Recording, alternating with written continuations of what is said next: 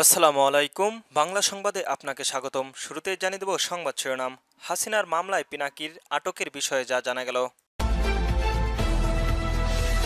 আইনের শাসন কাকে বলে তা আগামী নির্বাচনে দেখতে চাই বললেন ইসি। এনসিপির সঙ্গে সম্পর্ক গভীর করছে বিএনপি।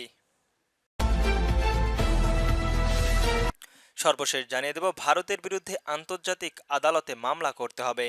শুনছিলেন সংবাদ শিরোনাম, এবার বিস্তারিত। হাসিনা মামলায় পিনাকির আটকের বিষয়ে যা জানা গেল।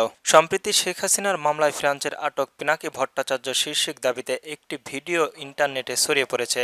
রিমোর ইসকোনার টিমের অনুসন্ধানে জানা যায়, সাবেক প্রধানমন্ত্রী শেখ হাসিনা ফ্রান্সের অনলাইনের অ্যাক্টিভিটিস পিনাকি ভট্টাচার্যের বিরুদ্ধে কোনো মামলা দায়ের করেননি এবং পিনাকির আটকও করা হয়নি, বরং পুনরো ভিডিও ঘটনার একাধিক ভিডিও ডিজিটাল প্রযুক্তির সহায়তায় সম্পাদনার মাধ্যমে জোড়া লাগিয়ে এই ভিত্তিহীন দাবিটি প্রচার করেছে। অনুসন্ধানের শুরুতে আলোচিত ভিডিওটি পর্যবেক্ষণ করে চ্যানেল ২৪ এবং সময় টিভির লোগো সম্মিলিত দুইটি ভিডিও দেখা যায়। এরপর সাংবাদিক মাসুদ কামালের বক্তব্য দেওয়া একটি ভিডিও দেখা যায়। উক্ত সূত্রগুলো ধরে অনুসন্ধান চ্যানেলের 24 এর নিউজ চ্যানেলের গত ২৮শে এপ্রিল প্রকাশিত একটি প্রতিবেদন পাওয়া যায়। উক্ত প্রতিবেদনের একটি অংশের সঙ্গে আলোচিত ভিত্তিতে থাকা ফুটেজ মিলে যায়। প্রতিবেদনটিতে বলা হয়েছে, গত বছরের ২৮শে এপ্রিল ঢাকায় রমনা মডেল থানার দায়ের করা ডিজিটাল নিরাপত্তার আইনের মামলার অনলাইন অ্যাক্টিভিটিস পিনাকি ভট্টাচার্য ও ছাত্র দলের সাবেক যুগ্ম সাধারণ সম্পাদক মুজিবুর রহমানের আশিকের বিরুদ্ধে অভিযোগপত্র দাখিল করেছে পুলিশ।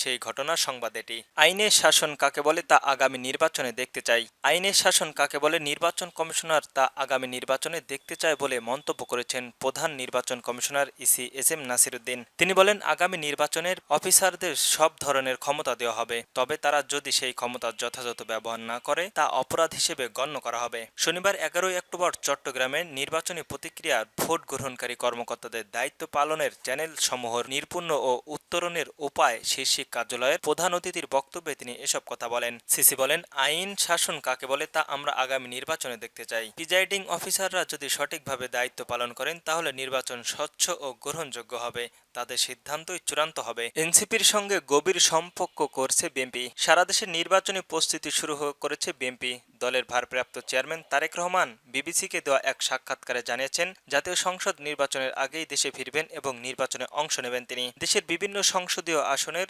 দলীয় প্রার্থী যাচাই বাছাই তৃণমূলের সভা সমাবেশে ও ধানের শীষের পক্ষে গণসংযোগ শুরু করেছে মাসখানেক আগে। নির্বাচনের আসন ভাগাভাগি নিয়ে মিত্রদের সঙ্গে আলোচনা শুরু করেছেন বিএনপি। এদিকে মিত্রদের আসন ছাড় দেওয়ার বিষয়ে ইতিবাচক বিএনপির উপর নীতি নির্ধারকরা। মিত্রদের কয়েকটি আসন ছাড় দেবে বিএনপি তা চলতি মাসে জানা যাবে। জাতীয় নাগরিক পার্টির এনসিপির আলাদা জোট করলে তাদের আসন ছাড় দেওয়ার বিষয়ে ইতিবাচক মনোভাব বিএনপির আছে বলে মন্তব্য করেছেন বিএনপির একাধিক নীতি নির্ধারকরা। নির্বাচন হওয়ার বইতে শুরু করেছে দুই দলের কিছুদিন ধরে নির্বাচন জোটের চুলচুলের হিসাব বস্তু। এদিকে সম্প্রীতিকালের বিএনপি ও এনসিপির মধ্যে বেশি বাক্যবাণ্যের ঘটনা ঘটেছে। প্রায় প্রতিদিনই এক দলের নেতার উপর অন্য দলের নেতার গুরুতর অভিযোগ হানছে। দুই দল একে অপরকে অভিযোগ খনন না করে পাল্টা অভিযোগ ছুড়ে দিচ্ছেন। এনসিপির সঙ্গে চায় বিএনপি। এদিকে দলটির নির্বাচন কেন্দ্রীয় অনুষ্ঠানের আলোচনা করছে।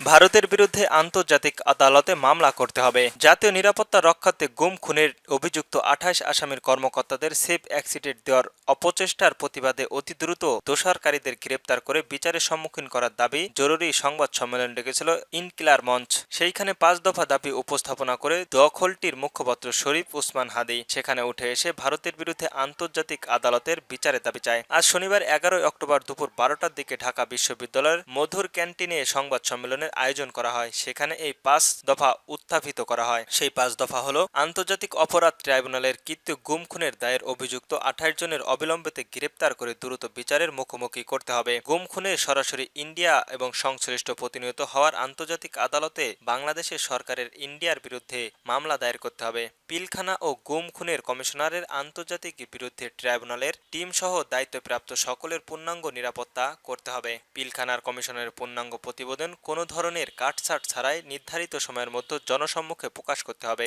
ক্যান্টনমেন্ট থেকে সেফ এক্সিট দেওয়া ৬২৬ জন সহ অন্যান্য অপরাধীদের ইন্টারপোলের মাধ্যমে অতি দ্রুত ফিরিয়ে এনে বিচারের সম্মুখীন করতে হবে।